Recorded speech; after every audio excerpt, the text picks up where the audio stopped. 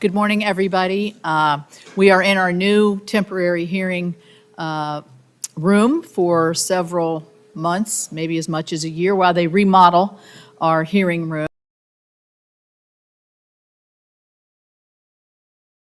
It needs some readjustments, and we're trying to get it back to the way it was historically. So we will be meeting here, and actually this is a little bit larger than ours, so it's quite nice.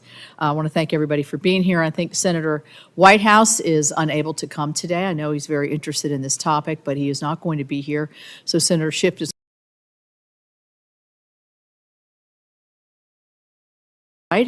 and we'll be in and out. So I don't want the witnesses to take any offense that people are in and out. There's lots going on today in various committees. So welcome. You're right there. So I'll give my opening statement, and then Senator Bozeman's going to take the gavel while I run out and over to Commerce. And I'm sure you have other meetings as well, too. Everybody does. So welcome to the witnesses, and welcome to today's hearing to examine the policies to strengthen our nation's water infrastructure. Again, I want to thank the witnesses for joining us and the important work that you do every single day to deliver safe, reliable water and sanitation services in your various communities. This is our first hearing to discuss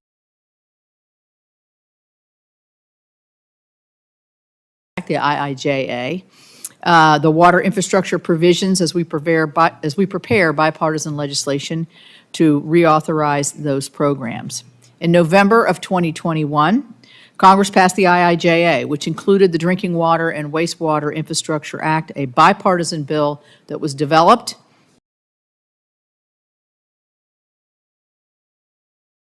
the IIJA.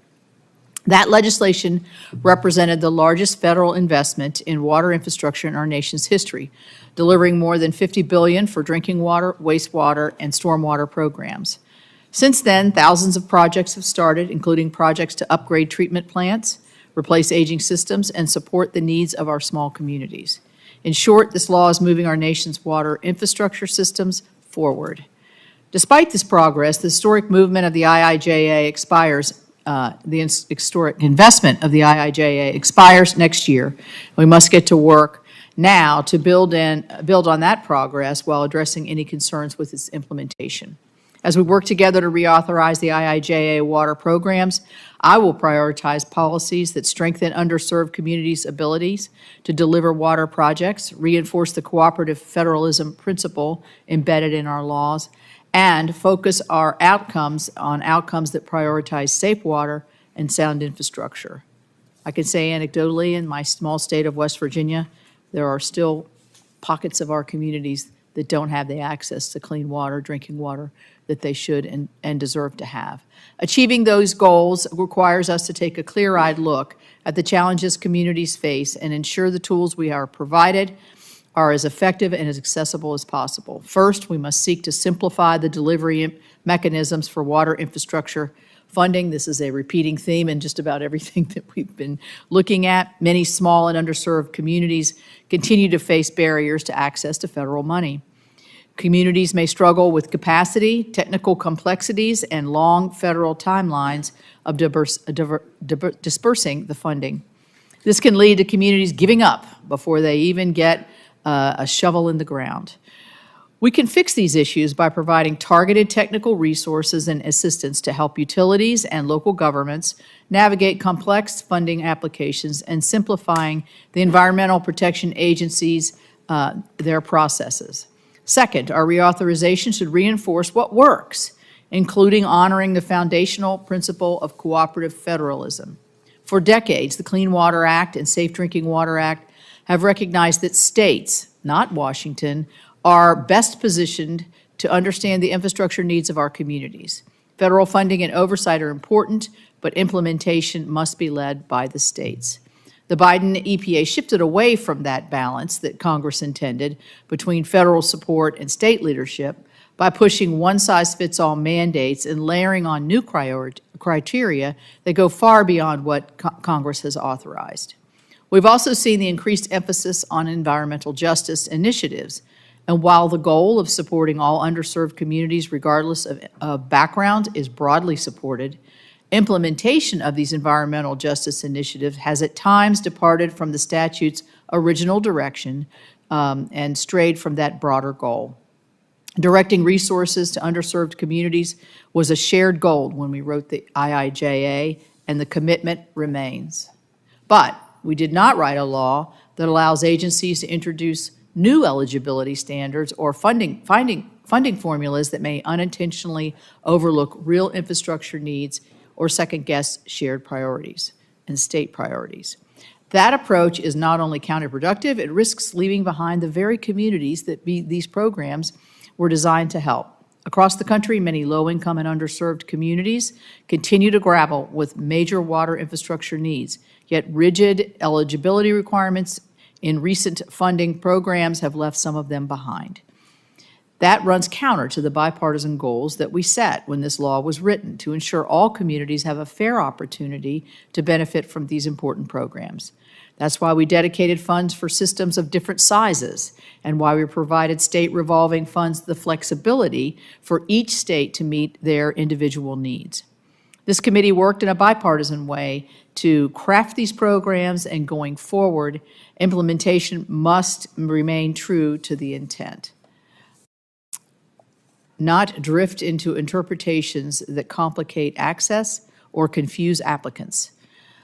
My third guiding principle is that a successful bill and implementation of EPA water program must be focused on outcomes. Enacting policies that are not consistently driven by successful outcomes will help ensure that every American, no matter where they live, can count on the basic services that they deserve. That's what the committee has always focused on, and it is what I will continue to prioritize as the chair. I look forward to hearing from our witnesses and to kick off our work to reauthorize and improve our nation's water infrastructure programs. I will now recognize Senator Schiff, the ranking member of the Fisheries, Water, and Wildlife Subcommittee, and as I said earlier, he'll give an opening statement in lieu of Ranking Member Whitehouse's absence. So, Senator Schiff, you're recognized. Thank you.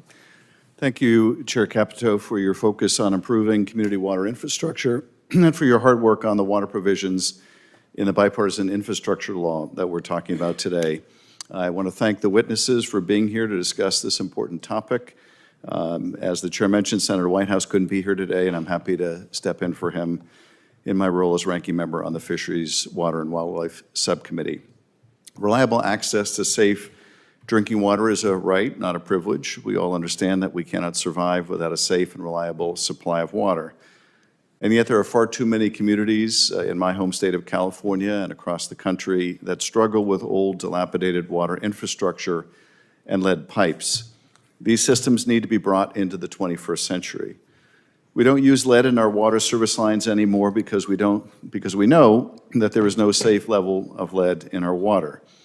Lead can cause fertility problems for men and women, high blood pressure, nervous system disorders, memory issues, and decreased kidney function. Lead exposure is especially dangerous for children. It can cause children to suffer from lowered IQ, behavioral problems, slower growth, and hearing issues. We have known all this for a while now. It is why the U.S. government has invested so much on a bipartisan basis on lead abatement. You have more than 9 million lead service lines run through communities across America. These pipes aren't cheap to find, remove, and replace. But I can tell you this, it remains absolutely necessary that we do so. This is not optional. It is not something that we can minimize or defund. Water systems across America are also grappling with the pervasive challenge of PFAS contamination. Yorba Linda, California is home to the largest PFAS water treatment plant in the country, and California's water utilities have been ahead of the curve when it comes to investing in PFAS filtration. But our utilities, especially the ones in California's rural areas, desperately need federal support to address PFAS and other contaminants. Aging water infrastructure not only threatens our public health, it also threatens our national and economic security. According to the EPA, there are more than 150,000 public drinking water systems in America. The U.S. Government Accountability Office has warned us they are all facing increasing cybersecurity-related risk. These water systems tell Congress all the time that they are having to defend against consistent cybersecurity threats and attacks from nation states like China and Iran, as well as from rogue cyber criminals. A successful large-scale attack could have tragic and catastrophic results. Californians know that the United States is currently the global leader in AI innovation and development. We want to keep it that way. But it takes hundreds of billions of gallons of clean water, not to mention a lot of energy, to run data centers and manufacture microchips in the U.S. each year. If we do not provide the necessary support to ensure America has a water infrastructure system, a modern one, we risk ceding our economic and technological dominance to China. Much of the nation's drinking water infrastructure is in need of repair or replacement, and the EPA estimates that we will need to invest at least $625 billion over the next 20 years to bring it up to par. Wastewater and stormwater systems will need another $630 billion. The bipartisan infrastructure law invested over $50 billion in our water. Thanks to this committee's work, communities are able to access financial support for water infrastructure that was previously out of reach through mechanisms like principal forgiveness or grants. Finally, I'd be remiss if I did not emphasize that this is why we need a high-functioning EPA. The current administration has fired hundreds of EPA employees without cause and is reportedly trying to fire potentially thousands more. The administrator has also clearly stated his intent to submit a huge budget cut to Congress. We need experts at EPA to implement funding for water infrastructure, to write reasonable science-based protective standards that keep contaminants out of our water, and to work with states and communities to ensure our water systems are ready to face modern challenges, especially as a changing climate puts added stress on water systems across the nation. The bipartisan infrastructure law was a great start in providing needed investments to our community water systems, but it must be just that, the start. To support healthy, thriving communities and global economic leadership, we must come together as we have before to deliver on this fundamental need. And with that, I yield to the chairman. Thank you, Senator Schiff. I now will now turn our attention to our witnesses for their opening remarks. Our first witness is Kyle Dreyfuss-Wells, Chief Executive Officer at the Northeast Ohio Regional Sewer District. In this role, Ms. Dreyfuss-Wells works to provide regional sanitary and stormwater management services to more than 1 million residents in 63 communities across the Lake Erie watershed. This morning, Ms. Dreyfuss-Wells is testifying on behalf of the National Association of Clean Water Agencies. I will now recognize Ms. Dreyfuss-Wells for 5 minutes for her opening statement. Thank you. Good morning, Chairman. The Committee on Environment and... We good? All right. Good morning. Thank you, Chairman Bozeman, Ranking Senator, our Senator Schiff, and members of the Committee on Environment and Public Works. I'm Kyle Dreyfuss-Wells, Chief Executive Officer of the Northeast Ohio Regional Sewer District, a public utility serving Cleveland, Ohio, and 62 surrounding communities. We are also members of the National Association of Clean Water Agencies, or NACWA, and I'm NACWA's treasurer. Thank you for inviting me to testify this morning about the importance of the Clean Water State Revolving Fund and the Infrastructure Investment and Jobs Act. The Northeast Ohio Regional Sewer District is one of the largest wastewater treatment and stormwater management utilities in Ohio, serving 1 million customers across 363 square miles of the Lake Erie watershed. We do this in 2025 with a $191 million annual operating budget and a $276 million capital program. The Clean Water SRF is an essential financing tool that helps us and our member communities to maintain the clean water infrastructure necessary to protect public health and the water quality on which the economic vitality of Northeast Ohio depends. And through my work with NACWA, I know that Northeast Ohio is not alone. The Clean Water SRF is critical for utilities and communities across the country. IIJA's increases accelerated clean water investment, and NACWA strongly supports the Clean Water SRF reauthorization with IIJA funding levels as the baseline. As one of the largest users of the Clean Water SRF in Ohio, NERSD has financed 111 wastewater projects to date. Our decision, beginning in the 1990s, to use the Clean Water SRF over other funding sources has resulted in significant savings. For example, our shoreline storage tunnel is a $220 million project under our $3 billion federally mandated program to reduce combined sewer overflow. It is one of 7 deep tunnels we are constructing, is 14,500 feet long, 23 feet in diameter, and will eliminate 350 million gallons of Lake Erie pollution each year. It took us 5 years to construct, and we financed it through the Clean Water SRF at very favorable terms. 40 years at 1.57% interest, while also deferring principal payments for 20 years.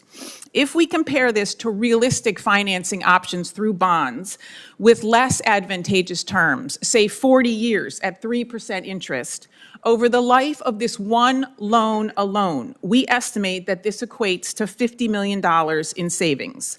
But beyond these savings, we have found that the flexibility provided under the Clean Water SRF program brings great value to our ratepayers and customers as part of our overall effort for long-term rate control and stability. These flexibilities include below-market interest rates, deferred principal, extended terms, no need for offering documents or official statements, and no bond rating or bond counsel costs. It is these features of the Clean Water SRF program that set it apart and are particularly helpful for smaller, less sophisticated borrowers with limited exposure to debt financing. We are also grateful for the IIJA's inclusion of supplemental grant funding through principal forgiveness. This brought the Clean Water SRF to the attention of many of our member communities as they work to address $3.4 billion in local clean water infrastructure needs, impacting the quality of life of their residents. However, over the last 2 years, working with our member communities, we have found that it is still difficult for them to access the fund. This is largely due to local government's hesitancy to absorb additional debt, staffing capacity, and competing community priorities. So to mitigate these barriers, in 2023, we began assisting our member communities. And Maple Heights, Ohio is one example of a community that has received more than $875,000 in principal forgiveness since 2023 to address basement flooding and failing local infrastructure. They addressed 500 flooded basements and replaced 56,000 linear feet of sewers. So as I close, I would also like to emphasize that our work in Northeast Ohio would not be possible without the commitment and innovation of Ohio EPA and the Ohio Water Development Authority.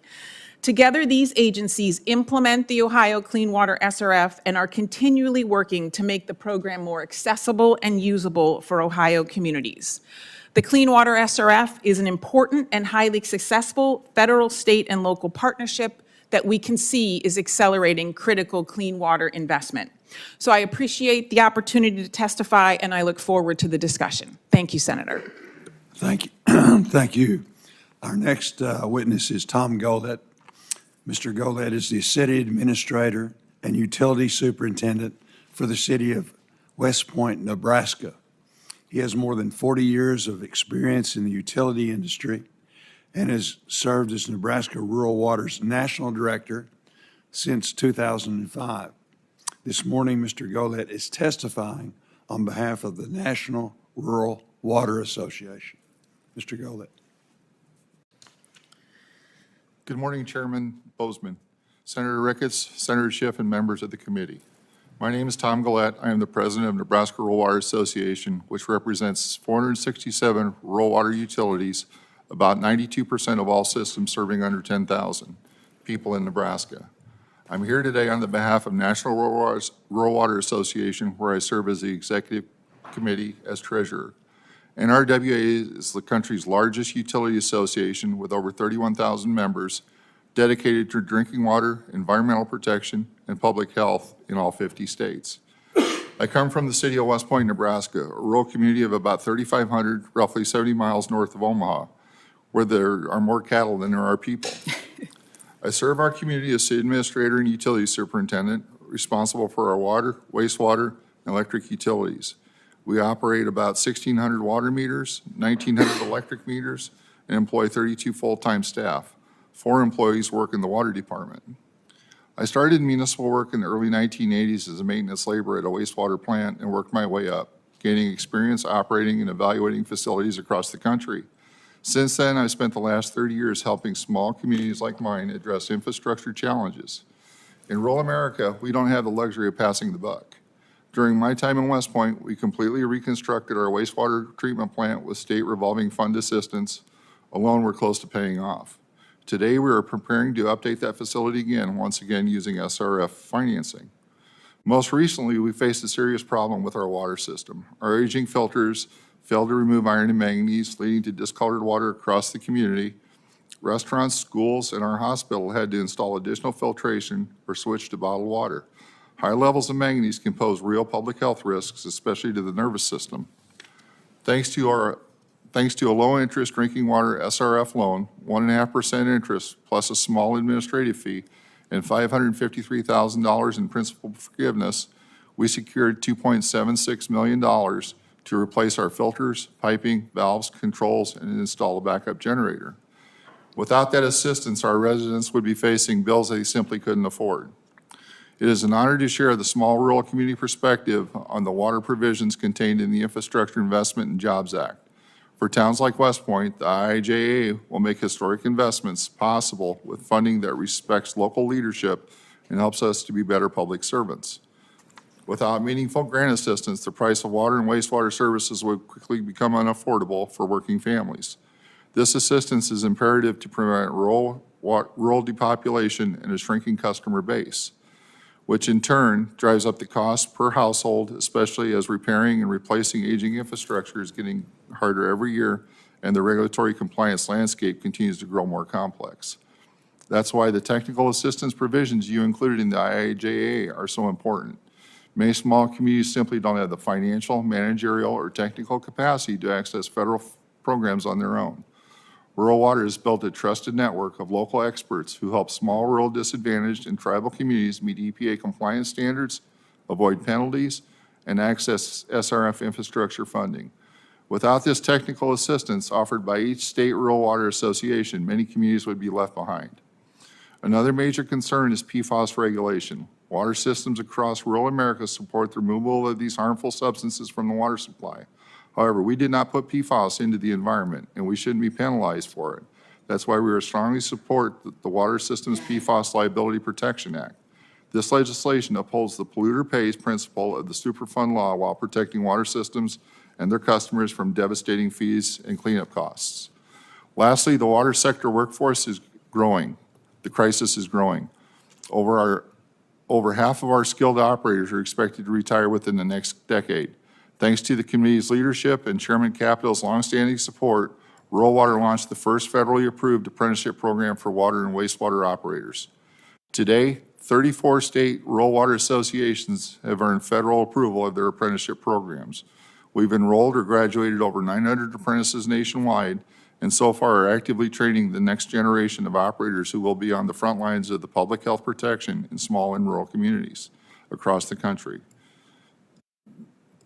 Mr. Chairman, members of the committee, thank you for the opportunity to testify today. Thank you. Thank you.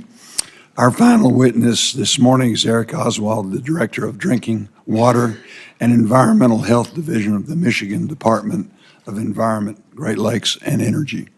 In 2017, Mr. Oswald retired as a colonel from the U.S. Air Force with 28 years of experience in construction, repair, and maintenance of critical infrastructure. Mr. Oswald also serves as the president of the Association of State Drinking Water Administrators and is testifying on their behalf today. Mr. Oswald. Thank you. Members of the Environment and Public Works Committee, my name is Eric Oswald, and I am the president of the Association of State Drinking Water Administrators, ASDWA, whose 57 members include the 50 state drinking water programs, 5 territorial programs, the Navajo Nation, and the District of Columbia, referred to in the remainder of this testimony as states. ASDWA's members work on the front lines every day to protect public health and ensure safe drinking water through the implementation of the Safe Drinking Water Act.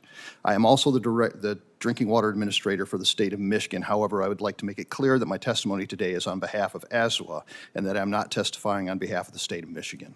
Thank you for this opportunity to provide the perspective of ASDWA on this historic investment in drinking water infrastructure provided through the bipartisan infrastructure law or bill. The provision of safe drinking water and investment in our nation's drinking water infrastructure is paramount to economic development and public health protection. This testimony will highlight the nationwide state drinking water program successes of bill investment and will provide recommendations that can streamline future infrastructure project implementation. Bill provides an unprecedented and much-needed investment in our nation's drinking water infrastructure. This funding is stimulating long overdue infrastructure projects that would have not otherwise been possible. These projects address a wide range of needed improvements and range in size from $43,000 to $65 million. Projects include basic upgrades to address long-standing needs to full-scale infrastructure overhauls, lead service line inventories and replacement, improvement of distribution systems, and installation of treatment for PFAS and other emerging contaminants. In addition to the infrastructure projects, several states use portions of the funding for staff for both implementation of bill projects and to address regulatory requirements that have been unfunded through a stagnant public water system supervision or PWSS grant and a decreasing base DWSRF capitalization grant. Importantly, bill creates visibility and momentum around water infrastructure needs and reinforces the role of DWSRF programs as trusted partners in long-term infrastructure resilience. The PWSS grant program is a critical funding source for state programs, but is not kept up with inflation and the costs associated with maintaining a state drinking water program. PWSS grants are used to support staff salaries, including inspectors, support staff, and engineers. With the expected end of bill in FY26, states will experience major funding cuts, and without full restoration of state revolving fund-based capitalization grants, states will have to begin cutting important programs and services. Where bill funding is historic investment in drinking water infrastructure, the needs dwarf the available funding. According to EPA's most recent needs survey, $625 billion is needed over the next 20 years to maintain and upgrade drinking water systems, underscoring the importance of continued federal investment. Our recommendations, waivers. While bill funding has been immensely beneficial, state programs have faced several challenges. Flexibility with future funding will be critical to achieving the goal of helping citizens and communities that need funding the most. States and EPA must continue to work together to make funding applications streamlined, efficient, and simple. ASDWA recommends the development of waivers in limited circumstances for the requirements of the Buy America, Build America, and Davis-Bacon Acts to make these funds simpler to obtain for those most in need. Greater flexibility in how states meet subsidy requirements is essential. Current funding requires exact percentages for principal forgiveness, which creates administrative challenges. For example, 49% of funding for lead service line replacement must be provided as additional subsidy through principal forgiveness or grants, allowing a range or up to percentage rather than a fixed threshold with each implementation.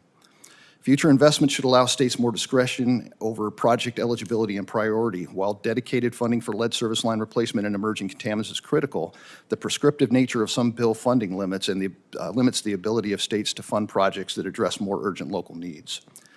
An extended time frame, ideally longer than 5 years, would also be beneficial for the states. The 5-year time frame is not feasible for complex projects and the detailed funding requirements. The current funding approach results in a resource strain on states to administer and separately track multiple grants, each with unique requirements. To improve long-term success, future funding should be accompanied by streamlined federal guidance and simplified reporting. Sustainability is critical for federal and state funding programs as well. While the additional subsidy provided through bill is essential, there may be unintended consequences of an over-reliance on grant funding. And while bill funding is substantial, we need to ensure that public water systems successfully operate and maintain their infrastructure. Systems using bill funds should not view DWSRF as a long-term financial strategy. The bill funding should be viewed only as a first step at addressing the current and future needs of our drinking water infrastructure. Cybersecurity, again, is an important and challenging issue due to limited resources and the lack of detailed knowledge across the sector. Federal oversight and leadership is needed to make the most efficient and impactful steps forward. Cybersecurity accountability must be approached holistically, recognizing that responsibility does not rest solely with the water sector. In closing, ASDWA and its members remain deeply committed to safeguarding our nation's drinking water. We greatly appreciate bill funding and have suggestions to maximize its impact nationwide, and look forward to working together to continue to protect the public health of all Americans. On behalf of ASDWA's members, I want to sincerely thank you for your continued investment in America's public water systems and the people they serve. I would be happy to answer any questions you may have, and again, thank you for inviting me to speak today. Let's begin the questioning phase of the committee. Senator Perdue. Thank you, Mr. Chair. Very much appreciate the opportunity to chime in on the subject at hand. You know, in 2021, one of the first things we did in this committee, Mr. Chairman, you may recall, was pass the Drinking Water and Wastewater Infrastructure Act, which became the foundation for the bipartisan infrastructure law. Especially proud that the bill included provisions that it had championed to bolster water reuse and stormwater management, replace lead service lines, and to prioritize technical assistance. Mr. Goulette, you just spoke to this a minute ago, technical assistance for small systems that oftentimes struggle to be able to provide that for themselves. And I'm proud that the committee's bipartisan efforts became the largest single federal investment in water infrastructure in history. Thanks to the IIJA, small water systems in Tulare County, for example, Senator Schiff, you and I both represent Tulare County, California, they can now treat pervasive contaminants in drinking water. Farm worker communities like those in Pajaro, who can now rebuild their water systems after historic storms left the town completely underwater. And the community of Colusa was able to install water meters and fire hydrants to prepare for inevitable western drought conditions. Whether they face fire, floods, or droughts, or aging infrastructure and emerging contaminants, water systems and the customers they serve are now facing more than $1.2 trillion in infrastructure needs over the next 2 decades. And as the witnesses today know better than most, ratepayers will bear the brunt of those costs, especially in small communities, rural communities, and tribal communities, because by nature they have much smaller rate bases. Now, many rural communities, including the tribal communities, farm worker communities that I've spoken of, and communities near sites of legacy industrial contaminants, end up paying twice in reality. Once for the contaminated water that's flowing through their pipes, and once again for the much costlier bottled water that they are forced to rely on. It's hard to believe that in Fresno County, a typical family has to pay $280 a month for water that fails to comply with our clean drinking water standards. It's one of the reasons I've been pushing for years for a permanent national water assistance program, just like we do for energy bills. So my question, frankly, is for all of you, starting with Mr. Dreyfuss-Wells, Ms. Dreyfuss-Wells, sorry. As we examine the different ways to improve administration of the SRFs, bolster technical assistance, how could a permanent water systems program help cushion the impact of infrastructure upgrades for water systems and the people that they serve? Thank you, Senator. Yes, very important to make sure that we bring all of our customers along with us. And as you point out, low-income water assistance is very important to make sure that those folks that do have difficulty paying their bills have the support to be able to pay their bills.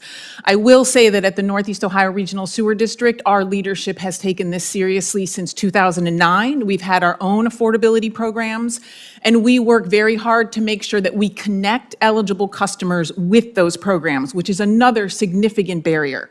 So low-income household water assistance is important to make sure that you bring all of your customers along with you and can keep the costs low for your utility across all of your ratepayers. I'd like to hear from each of you, yes. And to go along with that, many small communities already stretch their dollars. They're being forced to shelve projects just to make the ends meet. We don't want them to become more disadvantaged because they feed us into other systems, other programs. So, you know, keeping the rates competitive while making them reasonably desirable and affordable, I think that's the key.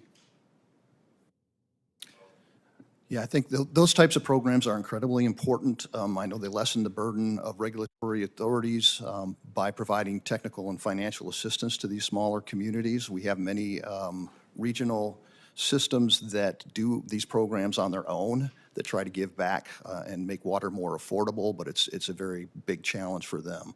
So I know the federal funding has made huge impact for our systems. And just a follow-up question for you, Mr. Oswald.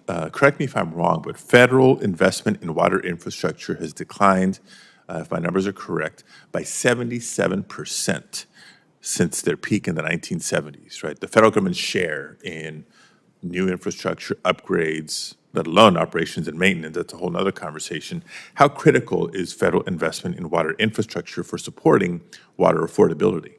Well, it's incredibly important. I mean, it offsets ratepayer expenses. It can make more efficient investment across the board in drinking water, but it has to be followed up. You know, we've got this incredible investment in infrastructure. We need to make sure we maintain that investment as well and not ignore it as we go into the future, or we're going to be facing this problem again in 20, 30 years. Yeah.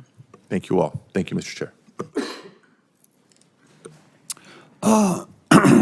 In Arkansas, I apologize, I woke up this morning with some sort of allergy thing, so hopefully my voice will hold up for a little bit. In Arkansas, we're finding ourselves in a position where the IIJA lead service line funding is simply not being spent, and the leftover funds will end up going to other states under current law. This is not because there isn't need for water infrastructure upgrades, but it's largely due to the requirement of the 50% match to grant funds, and many small and disadvantaged communities simply can't come up with the funding. In a recent survey, the Arkansas Natural Resources Commission received over $5 billion in requests for water and wastewater projects. So in other words, we've got this tremendous need and could use any leftover lead service line replacement funding for traditional water infrastructure projects, but simply put, our needs are just different. Let's start with Mr. Goulette. You mentioned in your testimony small communities in Nebraska are having a similar problem. Can you speak to your experience navigating the matching requirement and how increased flexibility, whether in eligible uses or match waivers, could help your community and others like it better meet their water infrastructure needs? Sure. One of the struggles was, you know, the matching funds, as you mentioned, coming together for that purpose, and those communities will be taking those funds from somewhere else to bring that match to that water system. For us in West Point, we were fortunate enough where we did some planning, we did some set-asides, and we were able to retire some debt early on, expecting, you know, the water project that we just completed. So that was one of the big, I guess, proactive aspect of it. And that's one of the things that we do on the rural water side is we try to remain proactive, plan in advance of what the upcoming needs of the communities are, as we did in West Point. Very good. Ms. Dreyfuss-Wells. Yes, I think, Senator, to your point, the way that communities are able to get projects done is through long-term planning.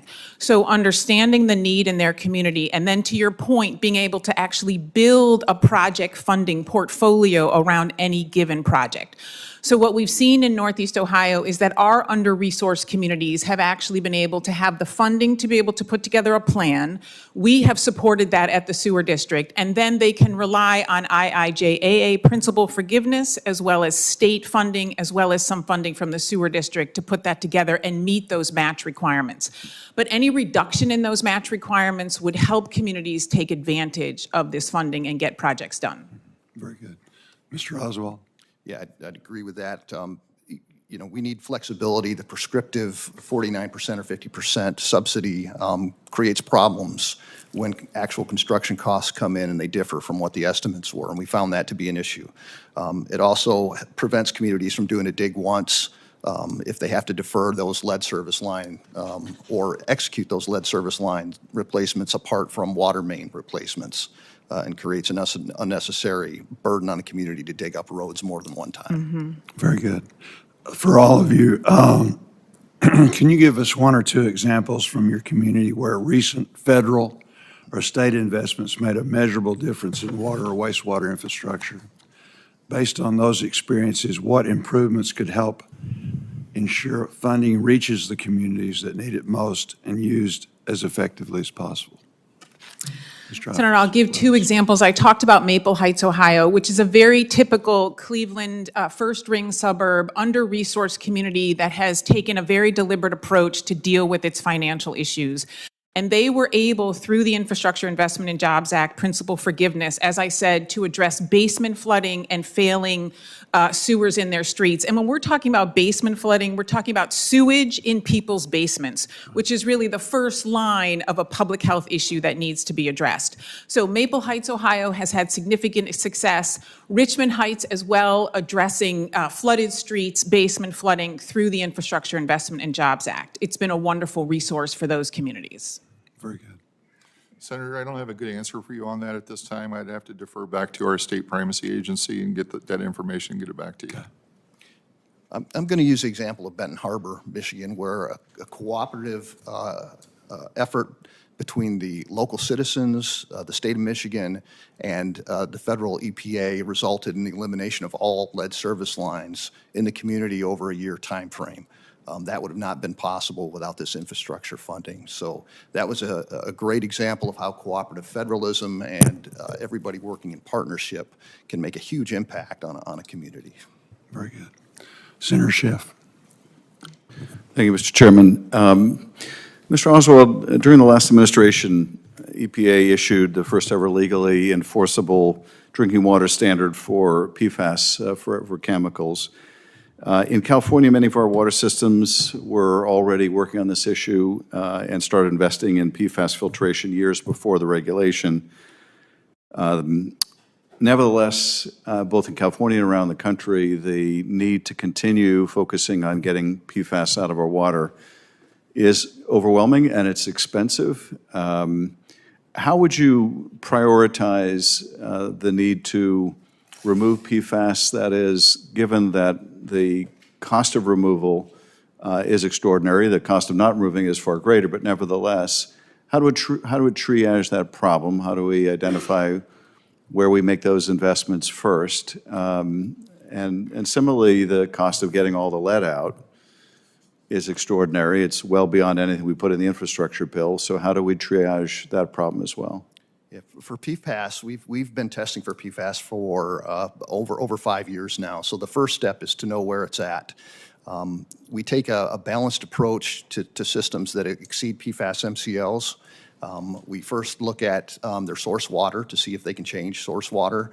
We then look to see if there's a community near them that they could hook up to that maybe doesn't have the PFAS issue and foster a regional approach to PFAS, and then obviously to treatment, which can be extremely expensive, and then you have to deal with the waste product of that treatment as well. Lead service lines, again, is a huge balancing act. It's incredibly expensive. When we started in Michigan, I think the average cost was $5,000 to remove a lead service line. It's upwards of $8,000 to $10,000 now. You've got to balance that investment against investments in distribution systems and water treatment plant upgrades. So I think a balanced approach in a given timeline is the best way to address that, so we don't bankrupt the checkbook with with removing all these lead service lines at once, with upgrading water treatment plants and doing things on that end of the scale. So again, it's a balanced approach, and like you said, it's triage. It's looking at what we can do in a reasonable manner, in a reasonable time frame, not on the backs of ratepayers in totality, but to use a balanced approach of funding.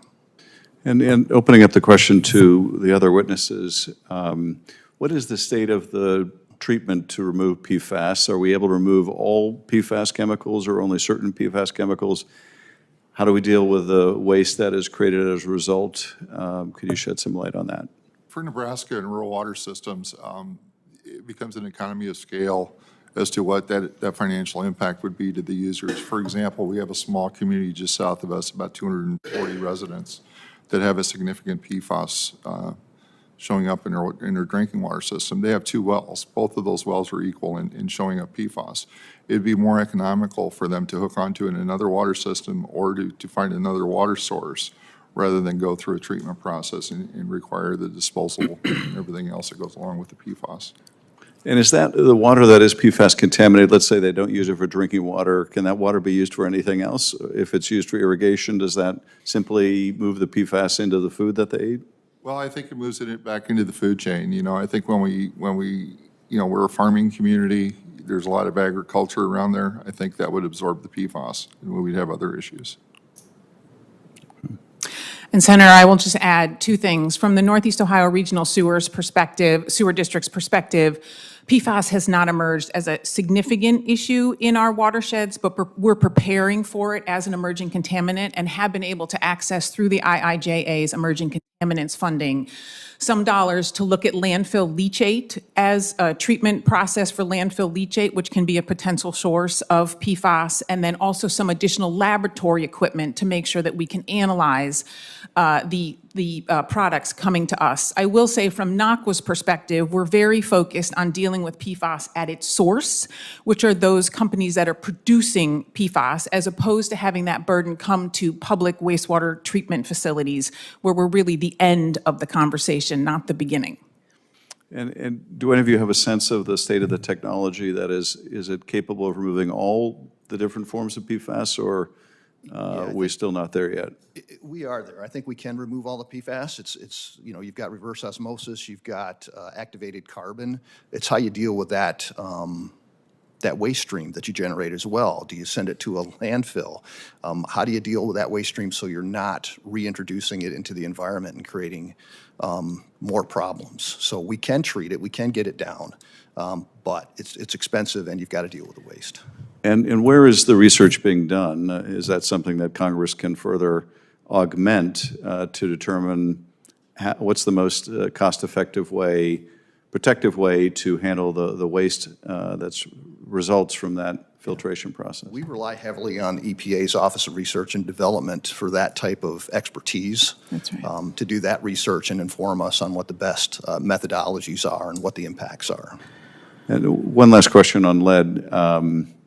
In terms of triaging the lead problem, I assume that the severity of the problem in a particular venue depends on the degradation of the pipe, but also the acidity of the water.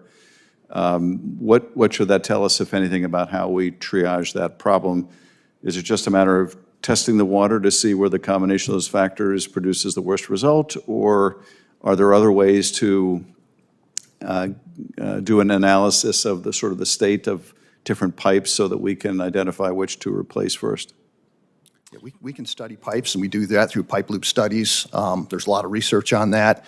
The bottom line is we've got to get the lead out of the system. We can treat the water and make it non-corrosive, but you're just one instance away or one accident away from creating an issue where the water gets very acidic for a certain period of time and leaches or takes that protective coating off the lead pipes.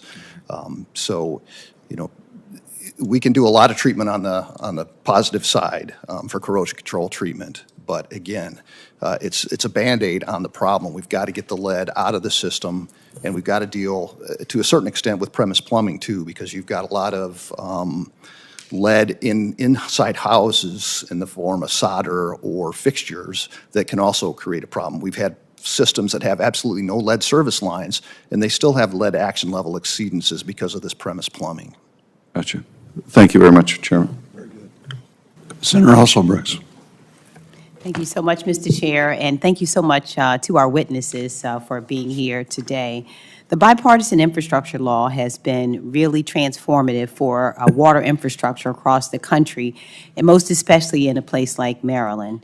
The funding Congress provided supports a range of key programs which finance critical upgrades to wastewater and drinking water systems, also enhances stormwater and flood resilience infrastructure, and invests as well in lead pipe that we've heard this morning, replacement and water system sustainability. And these programs have been absolutely transformative in Maryland. It's really helped Maryland to modernize its infrastructure, to reduce pollution, and deliver clean, safe water to communities, especially those who have historically faced economic barriers. So I look forward to working with this committee to build on the success of the bipartisan infrastructure law. And the few questions that I have, the first one will be for Mr. Oswald and Ms. Dreyfuss-Wells. It's the bipartisan law provided funding to solve long-standing water infrastructure problems and address some of the most pressing public health challenges in our communities. And in Maryland, state revolving funds support projects that improve drinking water, remove lead service lines in Baltimore, and stop sewer backups in basements and keep wastewater out of the Chesapeake Bay. Now, the bipartisan infrastructure law, as we know, was a critical down payment on upgrading our nation's water infrastructure, but what we know is that it was just that. It was a down payment. And so the question for you all is, well, let me just say, first of all, that if we don't reauthorize the bipartisan infrastructure law programs that continue to provide funding, the gap in Maryland between resources and necessary investments would be about $125 million per year. So the question is, Mr. Oswald and Ms. Dreyfuss-Wells, would you both speak to what it would mean for your organizations and for drinking water and clean water systems across the country if the federal government ceases to partner in this effort? Start. I will tell you, we've got a tremendous backlog of deferred repair and maintenance and replacement in our drinking water infrastructure, similar to our highways. The tougher problem with drinking water is it's out of sight, it's out of mind. So we tend to let that infrastructure go until the point that it fails. We've got systems that are over 80 to 100 years old in our distribution system. So those need to be replaced. The bipartisan infrastructure law is a mechanism to downgrade or get a down payment on that backlog and get that backlog reduced or eliminated in most cases. Then personally, as a state and as state drinking water administrators, we've got to do a better job with asset management. Once we get that backlog taken care of, and it's a huge backlog, we've got to do a better job of making sure that our systems use proper asset management to make sure that that investment doesn't go to waste, that we don't ignore it for the next 50 years, that we continue to maintain, operate it as needed so we can protect that investment. Again, it's like your car. You can change the oil like you need to and it'll last a long time. You run that car for 20,000 miles and then change the oil or change the engine, it gets a lot more costly. So it's a combination of things. We need that bipartisan infrastructure funding to get rid of the backlog, and then we need to do a better job of maintaining that system. And Senator, what I would just add to that, yes, obviously there's a huge backlog. You talk about Maryland's backlog. Communities have this across the country. We need to have the funding to address those issues and to address the issues going forward. But I also want to highlight that the Clean Water SRF is a financing tool, that communities need that consistency. They need to know it's there so that they can do their long-term financial planning. They can build a package of financing around a particular project. That is how we deliver projects efficiently. I know it's a bit of a snooze, but project management is the silver bullet. And the Clean Water SRF is essential to that project management because it is the lowest cost of borrowing for utilities across the country, and that's essential. Oh, that's okay. And I see the time is going. So I'll just ask quickly about the Chesapeake Bay, and this is for Mr. Oswald. As the largest estuary in the United States, the Chesapeake Bay is a critical source of drinking water. However, the bay has been under stress for decades due to pollution and climate change, significantly impacting water quality and affordability in the bay. And for this reason and many others, there are ongoing efforts to restore and protect the bay.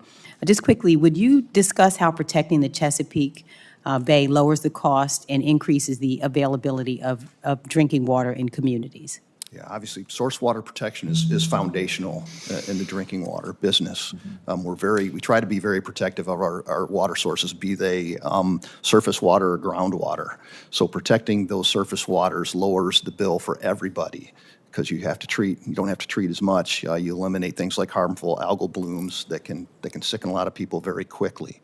So investing in that with our clean water partners is huge to reduce nutrient loads on bodies of water like that and reduce the pollution going into that from PFAS, microplastics, or whatever other emerging contaminant you want to talk to. So yeah, source water protection is huge. Thank you. Yield. Thank you. I'm back and ready to ask a couple questions. Thank you all for your patience.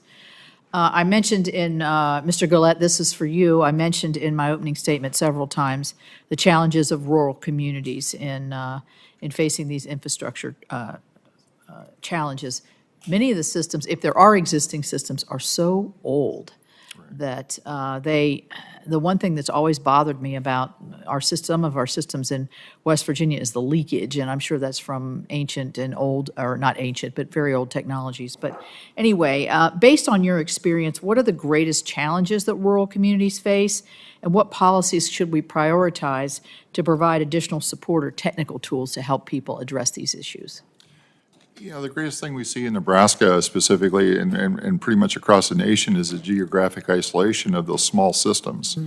And being able to, for example, have Nebraska Rural Water Circuit Riders go out and assist those programs, those systems, especially when there's that lack of economy of scale and untrained operators, because we see so much turnover in that field also right now. The other thing we're spending a lot of time with is educating the local governments in those small communities, because there is such a significant turnover, and that ever-changing regulatory environment also plays a part in that. Right. With your circuit riders, do you feel like they are stretched too thin, or do they have enough?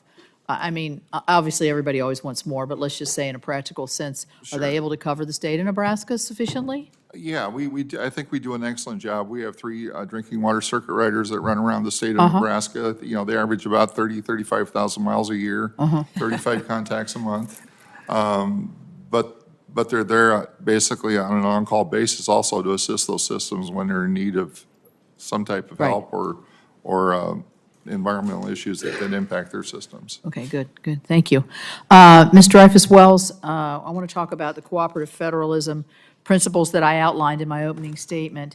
From your experience administering projects funded by state revolving funds, could you discuss that importance for the states to maintain their flexibility to prioritize what best meets their needs? The other issue, and I don't know if you can address this, is the issue of financing large projects. A state revolving fund is, in many cases, is only one portion of this. You could have other state sources or federal sources or county resources, but also the ratepayer is always is gone back to for rate increases, and that is really difficult for communities as they try to face this. So first of all, talk about the importance of maintaining flexibility, and then any other kind of creative ideas that you've run into on the financing aspect. Thank you, Senator. I think Ohio is such a great example of this flexibility. As I said, the Ohio EPA and the Ohio Water Development Authority run our Clean Water SRF, and they have for years taken a very innovative approach to make sure that they understand the needs of communities and that they're structuring financing packages to meet those needs.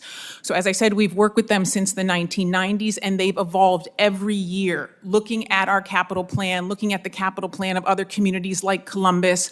What can they do to be flexible? This idea of structured loans with deferred principal payments, this is something that they came up with. So your point is spot on in terms of states need to have that flexibility to implement their programs to meet the needs of their communities. Right. Well, I'm certain portions of Ohio are a lot like our more rural areas down in the southern part of Ohio, southeastern Ohio. It's probably very similar to West Virginia.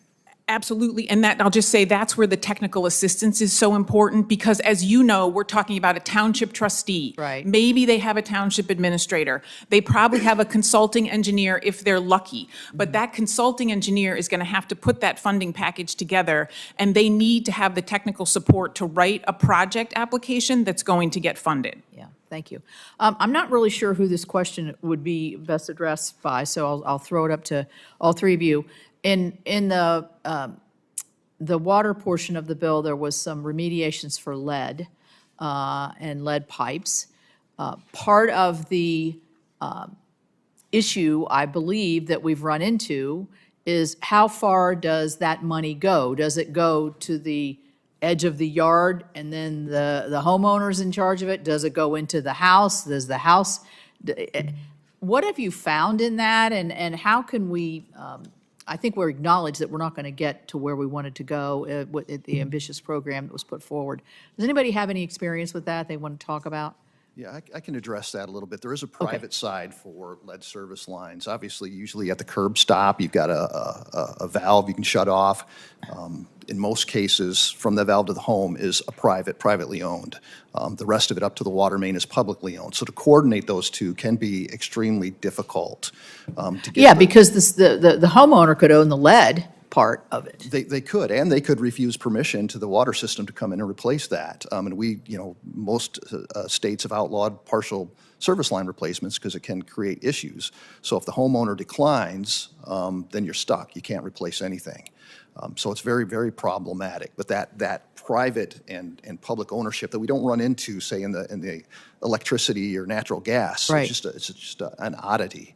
So in Michigan, we required the systems to replace the whole service line at their expense to eliminate environmental justice issues where a homeowner that could pay for their side gets the whole thing replaced, whereas a homeowner that can't Right. afford that, they don't get any lead service line replacements. That's a huge challenge, and the states differ on what laws govern that, whether you can pay ratepayer funds to replace that private Right. side. It's Does anybody have another comment on that? I'm sorry, Senator, I'm bouncing in my seat to That's comment good. on that. It's very much an issue on the lead service line, not my area of expertise, but it's also an issue on the sewer side. Much of the infiltration, the info and infiltration that we have of leaking of sanitary and storm sewers, there is a big component on the private side. Right. And the only thing I will add is that this is where trust comes in between utilities and their customers, making sure that folks know who you are before you come to their homes to ask to be able to do work on the private side. And that's something that we very much focused on in Northeast Ohio. All right, thank you, and Senator Ricketts. Great. Thank you very much. I appreciate it. Well, welcome everybody to all of our witnesses here today. I appreciate taking the time. And Tom, great to have you here, Thank you. be able to represent Nebraska. If Tom brings just a wealth of information to this committee, if there is a job involving water in the state of Nebraska over the last 40 years, Tom has done that job. He has been obviously currently in West Point and a great community there in Cumming County, but just your depth of expertise is amazing. And I'm actually going to read off some of the stuff because it's pretty impressive. He served as chairman of the Governor's Advisory Council for Drinking Water, chairman of the Municipal Energy Agency of Nebraska, chairman of the League of Nebraska Utilities Section, and president of the Nebraska Rural Water, just to name a few. You're currently the chairman of the Nebraska League of Municipalities Small Cities Legislative Committee. Say hi to Lynn for me when you do get that. back. And if you're not busy enough, you're engaged in various civic engagements where you've served as the utility superintendent for the city of West Point since 1993 and added city administrator to your business card in 2001. And you still got both those titles today, right? Yes. Yeah, so it just shows that, again, small towns, people wear a lot of hats. Absolutely. Before the committee today, your post is the Nebraska Rural Water Association. You've been on the board there since 2005 and currently serving as its on the executive committee. So thank you again, Tom, for being here. I really, really appreciate your experience that you bring to this committee. Thank you, Senator. So, welcome. And what I'd like to talk a little bit about is many small and rural communities face significant challenges in accessing and managing the federal infrastructure dollars due to limited staffing and technical expertise. We saw this in other areas as well, like the Department of Transportation and so forth. When we met in February, the Nebraska Rural Water Association shared some of these barriers. What types of resources or policy changes could Congress consider making to federal programs to make them more efficient for small and rural communities? A lot of it comes down to simplifying the application requirements for those small communities. Typically, they know best of what their needs are going to be when it comes to upgrading their systems or changing equipment and that type of thing, along with the assistance from, the Nebraska Rural Water Association. Our circuit riders are there lending assistance in quantifying that. And then once they get to that point, once they can get to some type of formulation of what that community needs, that's when an application needs to go in, and then that should allow for some additional engineering then at that stage once that project is identified, and the community can have some buy-in, for lack of a better term. The other thing is that reducing those match requirements. A lot of small rural communities, they stretch every dollar they have. So when they're looking at this and they're looking at the match requirements to comply with that, it becomes difficult. Then they've got to balance out where the priorities lie within the financial capabilities of that community. Yeah. So consequently, some of those projects get put on the shelf then at that point. Yeah, and it's not necessarily true for West Point, because West Point is really doing well, but what we see, is it fair to say in a lot of our rural communities, we see that as the younger people move away and you're left with a declining population of older folks, that just adds to the complication of being able to get these water projects done? It does, and along with that is our aging workforce. You know, we see a lot of operators aging out. Those are one and two man operations. So, you know, once that legacy leaves that community, they're difficult to replace. So that makes the challenge even more difficult to help sustain that community. Is there something we could do in Congress to be able to help with some of those workforce challenges?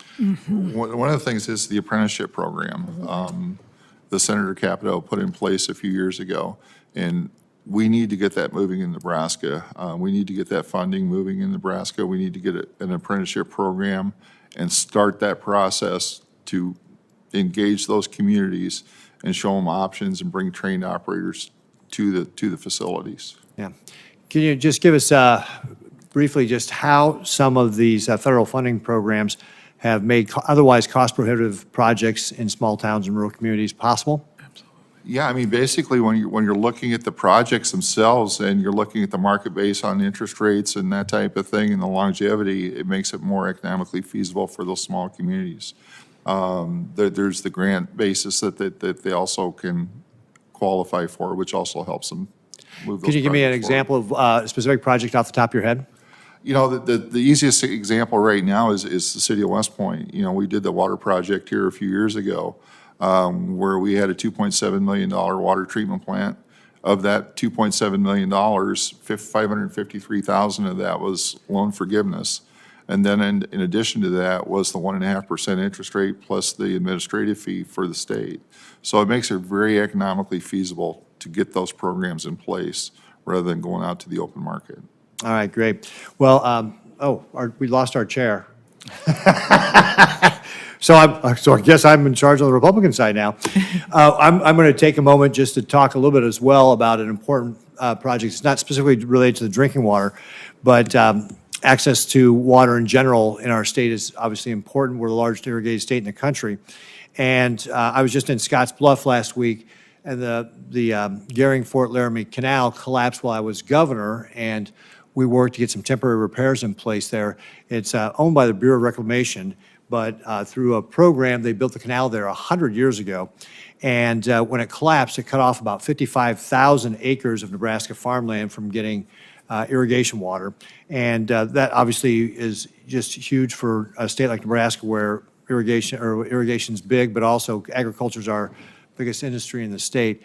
And so we're going to be looking for opportunities to be able to have the federal government partner to be able to get the permanent repairs on that done, because right now it's operating like at about 80% capacity. And I was just talking to folks about, again, just getting to this idea of like how expensive it is for these projects and how with the drinking water and making it possible in West Point, but the cost that would be for those farmers to be able to pay the extra fees to be able to get those total repairs done would be really, really challenging. So that's another project, another example of how the federal government can help partner with states and local communities to be able to get these water projects done. So with that, Senator Schiff, you've already asked your questions. Is that accurate or no? I did, yes. But I see we have now Senator Rochester. So Yes. we'll turn it over to you. Thank you, Mr. Chairman. Thank you to the witnesses. Sorry, I am in between hearings. I think a lot of people are running around, and so hopefully none of my questions have been asked. But I really do believe this is such a critical hearing, particularly building on the successes of IIJA. And I am grateful that we're also focusing specifically on water infrastructure and Many people might not know that Delaware, even though we're a small state, we are actually urban, suburban, rural, and coastal. And so our water issues are very much a microcosm of the country. And so in Delaware, we were really pleased, particularly for our rural communities, to have like places like Seaford, Delaware, where they were awarded a $2.1 million loan from IIJA to replace a 70-year-old drinking water main line containing lead components. It's been critical to our communities because of the removal of lead, the reduction of PFAS in drinking water, and also helping make water more affordable for families. My first question is for Mr. Goulette. I understand that many water systems in your association serve fewer than 10,000 people. Right. Can you speak to how critical IIJA's infusion of federal funding is to small systems? Yes, thank you for that. It basically helps with the geographic isolation of the communities. That's one of the keys with the small rural systems, that we have people physically going out and providing help and technical assistance. And once we get out there and we can expose them to the IIJA capabilities and what they can do for the communities, they've got somebody that they can lean on to follow up and put those programs into place for those small systems. That's the key. And I heard you mention workforce. Workforce. And I think that is key as well, and the idea of apprenticeships, and would love to follow up with you after the hearing specifically on that issue. Okay. Now I'd like to switch to lead service lines. As some of my colleagues have noted, the replacement of lead service lines are major projects that the public may not be aware of. I think a lot of times people just hear lead pipes and they think of the pipes in their home. But these are pipes that are often deep under the property of a person's home or a roadway, and it requires excavation of streets and land to replace. These are expensive projects. Mr. Oswald, based on your experience with the state of Michigan, how has IIJA funding helped accelerate the pace of lead service line replacement projects compared to pre-IIJA's funding levels? Yeah, I mean, IIJA bill funding has been instrumental. We wouldn't have a ghost of a chance of getting lead service lines out of the inventory without it, if we were just relying on state funds and ratepayer funds. So again, the cost of lead service line replacement is not cheap. You're talking about $10,000 per lead service line. So it is incredibly expensive, and without the federal funds to get through this, and it's a one-time cost. That's the nice thing about it. Once we get rid of those, they're out of the system. So we just got to buckle down and get them out of the system and then move to other things. So yeah, the bill funding, we're not going to get to our goal. I mean, Michigan, we want to be lead-free by 2037. We're not going to get there without cooperative federalism and cooperation between the state, the locals, and the federal government. It just won't happen. Yeah, and I think that cooperation also makes me think of the ultimate goal of healthy families as well. I'm going to turn now to Ms. Dreyfuss-Wells. The National Association of Clean Water Agencies are strong advocates for water infrastructure dollars that support households struggling to make ends meet and avoid disconnections. I was able to get a program to address water affordability authorized in the IIJA, and the study that I pushed for EPA to complete found that nearly 19 million households have trouble affording clean water. For families experiencing poverty, being able to afford the nationwide average of $42 a month for water utilities can be a struggle. Can you discuss how the inability for customers to pay for water bills actually hurts the ability of utilities to serve the communities they are in? Thank you, Senator, and that's exactly right. So the goal of any utility provider on the water, wastewater, stormwater side is to make sure that you're bringing all of your customers along with you. And so having the low-income household water assistance program there to help folks pay some of those bills is very important. And then also making sure that your own utility has a focus on that customer service, on bringing your customers so that they can apply for and receive that assistance that is available. And it's something that we're very focused on at the National Association and very focused on at the Sewer District. Great, thank you so much. I have other questions I'll submit for the record, but thank you, and I yield back. Thank you. I think, Senator Ricketts, do you have another question, or you're good? Okay, I think we're all good. As I said, it's very busy here on Capitol Hill, so some folks had intended to come. I'm sure you will hear from them. So with no further questions, I want to thank the witnesses and all of my colleagues for participation in today's hearing. I really look forward to writing the DWIA bill coming up. I think we're starting early, and I think that's the smart way to do it. We couldn't do it without you all helping us, so I really appreciate this. Senators who wish to submit written questions for the record have until 5 p.m. on Wednesday, May the 14th, to do so. The witnesses' responses to those questions are due back to the committee no later than 5 p.m. on Wednesday, May 28th, and they will be submitted for the record. So with that, this hearing is adjourned, and thank you all very much. Thank you.